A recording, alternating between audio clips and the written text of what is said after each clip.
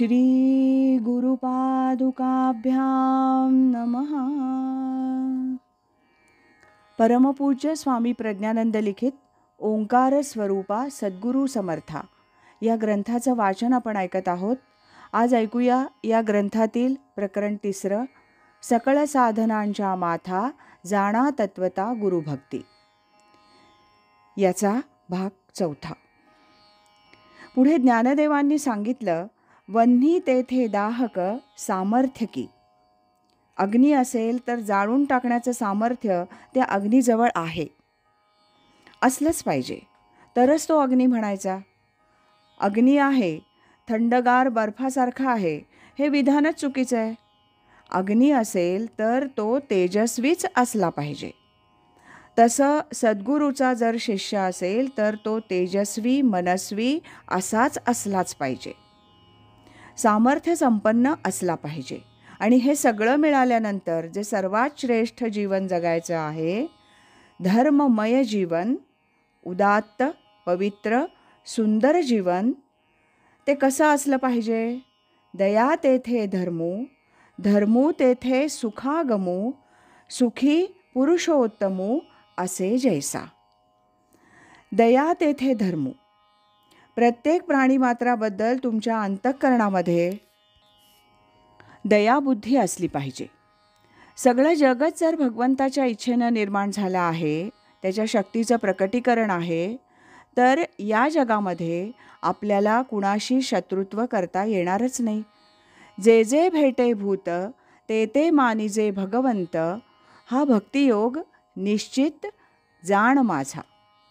जर हे वचन तुम्हाला कळलं असेल, पटलं असेल, तर या जगात कुणाही प्राणीमात्राशी वैर करण्याकरता आपण जन्माला आलेलो नाही.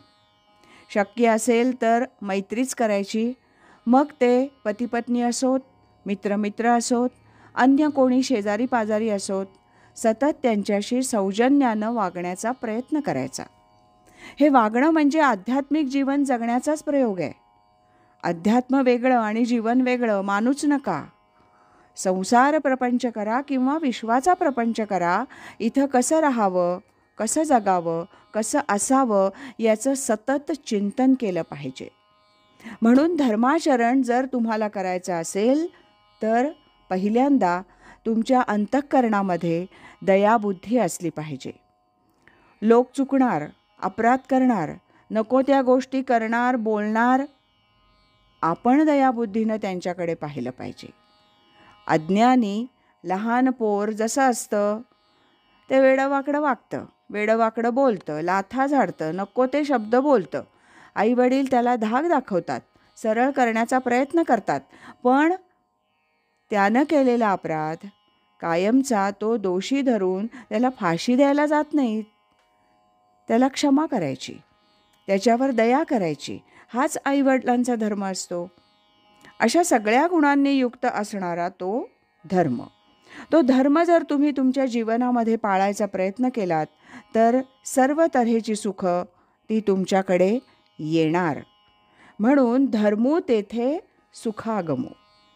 जे खऱ्याखुऱ्या धर्माचं आचरण करतात त्यांच्या वाट्याला सुख आणि सुखच येणार.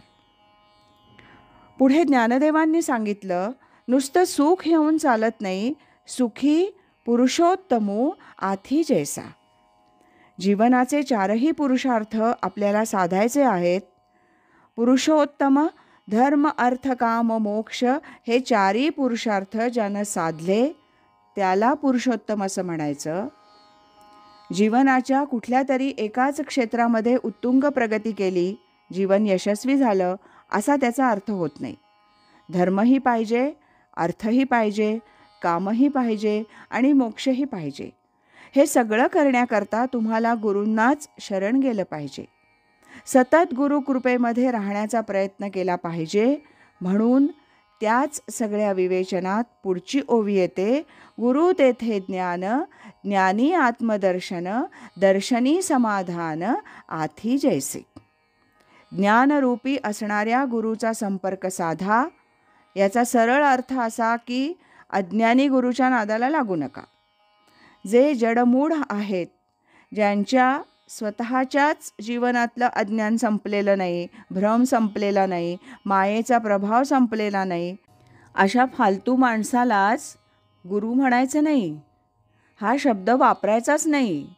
अशा लोकांच्या नादाला लागून दिशाहीन परमार्थ, दिशाहीन जीवन हे जगण्याचा प्रयत्न करू नका. आज एवढंच. यानंतरचं वाचन पुढच्या भागात.